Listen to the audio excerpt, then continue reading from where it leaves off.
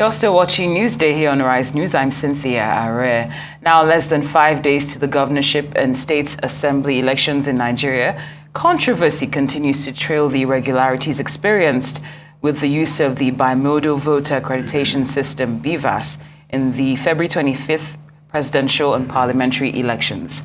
While the Independent National Electoral Commission, INEC, says it experienced difficulty, some ICT experts have insisted that the machines worked very well and fulfilled the purpose of introducing them. According to them, the BVAS device is a shift from card reader device that was used in previous elections, and the purpose of BVAS is to identify multiple registrations and sieve them to single registration, while ensuring that one man, one woman is accredited and eligible to vote. Joining us now to discuss this going into the second phase of the elections is Arise analyst, Mr. Dayo Sobowale. Good afternoon, Mr. Sobowale. Thank you so much for joining us on Newsday. Now, of course, BVAS, we've seen from the headlines today. I'll just even grab a paper right now. It literally says that I'm sorry, that's actually the wrong paper. This is going, it's a comedy. There's a lot happening when it's started with BVAS. So let's just, thank you. So it's saying that BVAS was willfully manipulated, according to reports by the PDP. That's one of the things that was mentioned, while they were protesting, and it looks like it's what will also be included as potential evidence in court. See, based on this and also what we saw play out in the just concluded elections, I'm just wondering what your confidence might be when it comes to using this on March 11th. Well, my confidence is immaterial because we are going to use it anyway. The INEC chairman has said that is what we are going to use, that they will reconfigure. In fact, there is a case in court, asking them not to use it, and they have responded that they will refigure it, or else they will have to postpone the election. But I think the controversy over the February 25th use of BVAS is that it did not function as it was expected to function. The main problem was with the transmission. It was all agreed that we are not using the smart card system that we used in the last election. But if you looked at the spectacle of the entire electoral process, you will see that we repeated the same process of announcement and verification of results like we did the other time. I think with BVAS, which is high-level technology, which is supposed to be faster and on time, you get me? We should not have repeated that process. That was like, putting a human system into play, like mechanization, not automation. What BVAS promised and what the portal, holds for all of us, and given our expectation, was that once the results have been collated at the voting unit, they will be transmitted electronically to a portal where everybody will see. But this thing took 2 to 3 days. You get me? So there was a hitch. But then INEC is the final authority on who gets what and how in this election. They must have some confidence in it for them to say that they will tweak it or tweak it one way or the other in the name of reconfiguration and get it ready in time. But they say once beaten, twice shy. In December, in February, this same INEC chairman gave assurances to the whole world that this will be itch-free. It has not been itch-free. But in its own reckoning, it has done, maybe it has not done 100% well, but maybe it's scoring it 80%. Worthy of repetition. And since he's the one in charge, we play ball with him. Or what do you think? Well, I'd like to get deeper into that. Let's look at this in the context of a film, of a movie, right? BVAS, it is a movie, right? BVAS was supposed to be the hero of the story, but has now transformed into the villain of the story in several ways. Now, by re-endorsing this villain after publicly acknowledging that we know this is not a hero, could possibly be a hero, but has things we need to work on, should we still base this election that's just a couple of days away on something that we know is faulty, on something that we know is not guaranteed to work on the day? Or should we just put BVAS in the background for the upcoming governorship and State House of Assembly elections and focus on the manual collation that we seem to know how to do so well? Well, it's too late for that. I think speed is the main shortcoming of BVAS in the execution of what it is supposed to do. But then, it's a technology that has to be used and which has been inculcated even in our electoral act. So it is like, you can't abandon ship mystery. You get me? I think that is why I, in a way, pity the INEC chairman is that they are trying to flog a tired horse. I know you wanted to use another word. To death. But then, you say, no system is perfect. No system is foolproof. You have human beings. Get me? There could be human errors in the application of the functionalities of BVAS and the results portal. But what, see, like you said, a movie, what the expectations Nigerians had was that, like in a movie, you finish the election, you see the results all over. But then, it seems that is utopia now. Or Kenya, where they did it successfully. It's utopia. So we have to live the reality of the inadequacies, get me, of this BVAS. It will not be the fault of the technology. It will not be the human element. Maybe people are not well trained to manage it.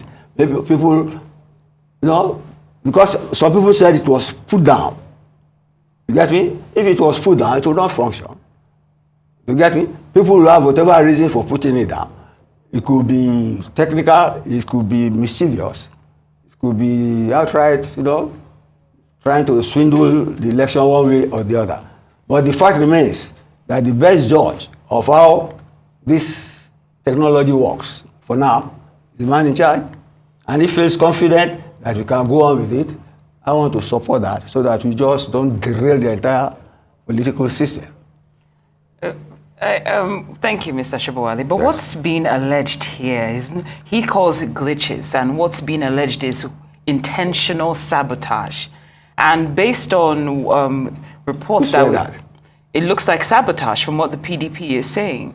Like they willingly ensure that things didn't go well with BVAS. That's what is being alleged. If there's any truth to this, or it's found that there's any truth to these allegations that are being made, and when you pair that with the fact that INEC has also gone ahead to approach the Court of Appeal for an order varying the permission of PDP and Labour Party, that what was granted to them to actually inspect the materials used during the poll, saying they need to, they need to reconfigure this for March 11th. It doesn't look, it doesn't look good. But why are you quoting the case of the PDP? Why am I quoting the case of the? I'm quoting. There are many parties that contested. I'm also quoting I'm quoting PDP and INEC. PDP is alleging that this was more or less sabotage. INEC is going to the Court of Appeal to ask for an order to basically retract the access that PDP and Labour Party were granted to go through those results, saying they need to reconfigure the BVAS ahead of March 11th. And IT experts are saying that this gesture on the part of INEC is so that they could potentially cover up whatever evidence could be gathered, and they would not need to reconfigure anything ahead of March 11th. From the little I know about technology, that is not But the correct. IT experts are saying that this might be, they of course chose to remain unnamed and anonymous. Mm-hmm. They're saying that this might be a gesture INEC is seeking to take to cover up potential lapses. Look, so even if, sir, Mr. Sobowale, even if you're placing want to go by the confidence of the INEC chairman.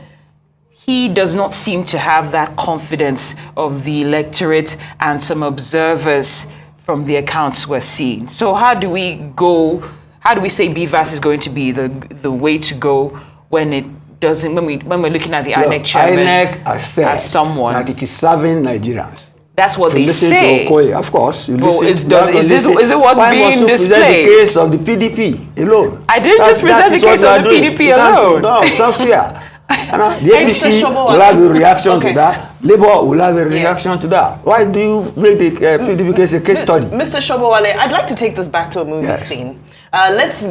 For example, let's say the studio were a crime scene and the crime scene had been taped off. Yes. And given that the crime scene had been taped off, various people who have theories about what could have transpired with a potential alleged crime in the studio decided to send private investigators into the studio to find out. And then we, the owners of the studios, now said, wait, before you go in and do your investigation, we need to quickly go and attend to a few housekeeping issues in our studio. That sounds like tampering with evidence. Correct me if I'm wrong. I don't get your analogy. Mr. Sobowale, I know A crime scene is different from an election. And a crime scene maybe of murder or if they tip off, maybe there is murder. Nobody has died in this. You get me? There are allegations, flying up and down, mostly from those who lost the election. Can't you see that? The APC is trying to endorse while accepting that there are errors, there are discrepancies. No, the APC is claiming that it won the election legitimately. And the president-elect has been given the certificate of merit, as it were. So you cannot, you look at these things in the appropriate context. The appropriate context. An election is not a tea party. It is a serious business. Because you are talking of transfer of power. Some will lose, some will gain. Like you see some people being sworn in. See them beaming with joy. It's their turn to enjoy themselves. While some people are sulking, because they lost. That is the game. More so in a presidential system, you have checks and balances. There it is a winner takes all. Winner takes all. Look at the face of Abubakar Atiku. You will see that he looked very sad because he's been in and out of power and has lost several times. But he wants to make it clear that this time he will go to court, he will protest. This is right, like I said the other time. So why don't we give the electoral process a chance? And some people have spoken of lack of integrity in that the INEC chairman wants to go ahead to reconfigure and is appealing to the court. But then this is a technological thing. The results are there in the portal. They can download the results for the court and proceed to reconfigure because there are about almost 200,000 or almost 180,000 BVAS, and they say each one has to be reconfigured. Unless you want to truncate the election, you don't want the next election to take place, then something INEC must be allowed to do its duty. It's not as if the heavens is falling because PDP went to court. Well, thank you so much, Mr. Dayo Sobowale, Arise News analyst. We appreciate your time. Thank you.